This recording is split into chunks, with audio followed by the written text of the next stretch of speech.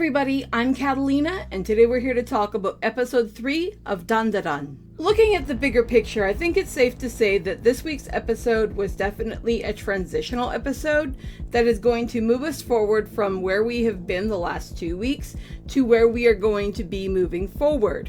We initially end up seeing situations like we meet Momo's grandmother. We also end up learning more about Momo and Okarun overall, and we actually get some really useful information about how the whole spirit medium thing works, which was really cool. And we actually find something interesting out relating to Turbo Granny that I think some people might end up overlooking, but that I think is going to potentially be very interesting going forward.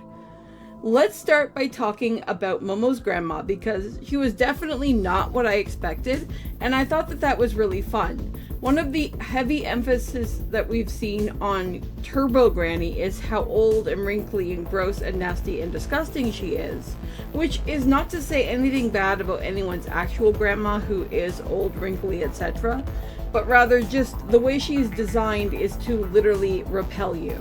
And what I thought was really cool about Momo's grandma is that although Momo's grandma is her grandma, Momo's grandma is actually very young, which means that it's very likely that Momo's grandma had Momo's mother when she was very young.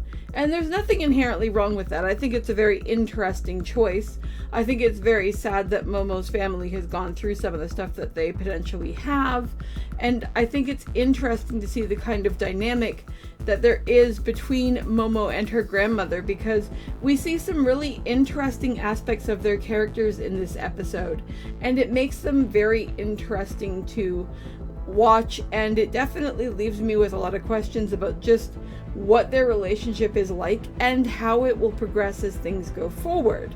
I really like the fact that although there is some sort of bickering and underlying tension between the two, when shit hits the fan later in the episode and we realize that all of our best laid plans that we were talking about in the earlier part of the episode are falling apart in the face of Turbo Granny basically issuing an ultimatum, Momo's grandmother goes from being very lackadaisical and very silly and very just quirky to actually being very concerned about Momo's safety, and they share a really sweet hug, and I thought that was very precious. And she whispers to Momo, just please don't die.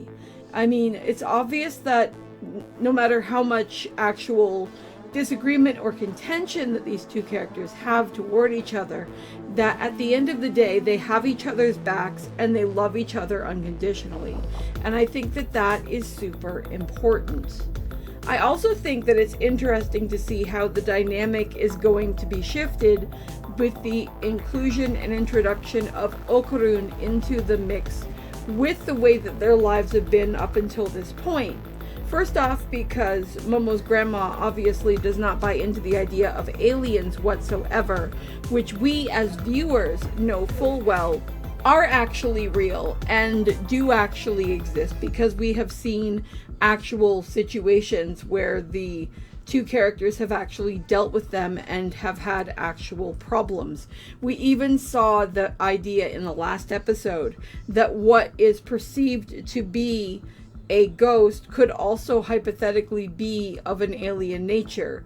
It might even end up being, as we advance through the story, that we come to the realization that these two things actually work in tandem or are even ultimately the same thing. We'll have to wait and see just how much distinction they'll keep or get rid of. That's a thought for later.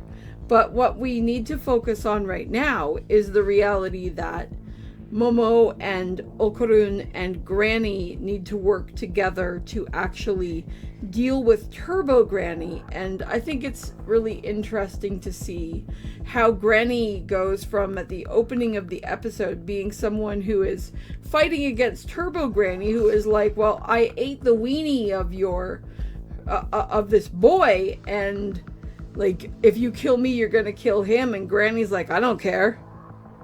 If he had bad intentions toward my Momo, I want to kill him anyway.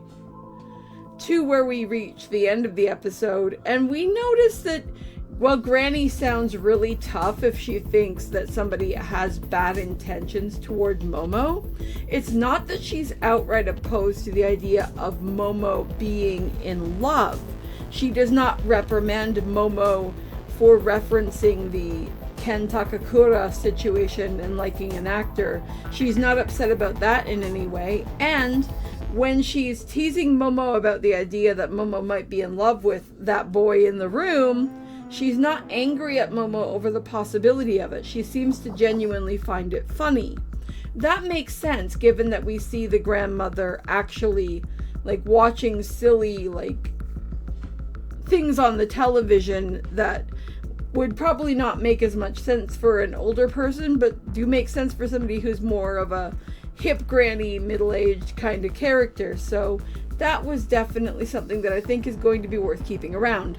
Especially that reference to the psychic who may or may not be real, and the situation that we saw happening in part of the episode where there was that young man who claimed that the psychic got all the information about him wrong and then the information changed.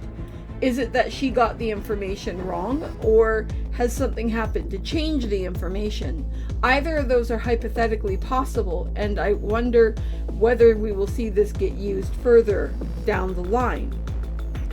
The next thing we need to talk about is the wild card that we learned about in this episode that I think could potentially be an absolute game changer going forward. Because with Turbo Granny's ultimatum to Momo when everything is going on, and the fact that actual Grandma has now sent the two of them to go and face Turbo Granny in absolute revolt to their original plan, which was going to take a lot of time and a lot of training, it's very clear that something is going to happen with regard to the whole Turbo Granny situation. Something has to happen one way or another.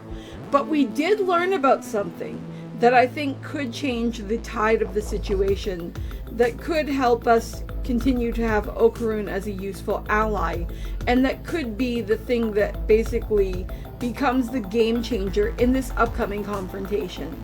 And that is, of course, the idea that there was already something haunting that tunnel even before Turbo Granny showed up. Now, Momo's grandma has the theory that this thing has fused with Turbo Granny, and that may or may not be true, but even if it has hypothetically fused with Turbo Granny, is there some possibility that it has its own will, its own sentience, and its own desires outside of Turbo Granny, and that it might hypothetically end up making some kind of deal with Okarun to allow him to actually utilize powers or something? I have absolutely no idea. I am completely anime only, and I am absolutely speculating here. But I am intrigued, and I wonder just what role, if this suggestion I've come up with or any other, that this information will ultimately play, because I mean, they're not going to give us information like that and not use it for something. So there is definitely that to consider. The last thing to touch on, of course, is the very touching moment that we had near the middle of the episode, where Momo and Okarun are kind of slightly disagreeing and stuff. Momo is actually dealing with the fact that she's had to keep him from shifting while he goes to the toilet and stuff, where at the same time Okarun is actually feeling very guilty for the fact that Momo keeps needing to save him. He doesn't feel like he's good enough, and we find out as we listen to him speak that his true fear is that if all of this gets resolved, he's afraid that Momo is going to stop being his friend, that she's only there because of the direness of the situation, and that he still feels ultimately vulnerable and lonely and like he's going to continue to be abandoned. And I wonder just what it will be that will help ultimately secure these two as being very close and together, not necessarily in a romantic sense,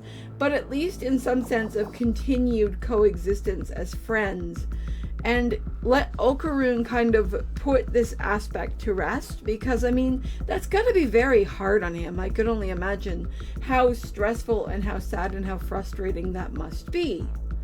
But I think that covers everything I wanted to talk about with regard to this episode. I thought it was really well done for what it was. I'm definitely looking forward to next week and to seeing just what the consequences and results of the choices that our characters have made will be. But those are just my thoughts. I'd love to know what you guys are thinking, so drop a comment down below and let me know, and I'll talk to you in the next video. See you later. Bye!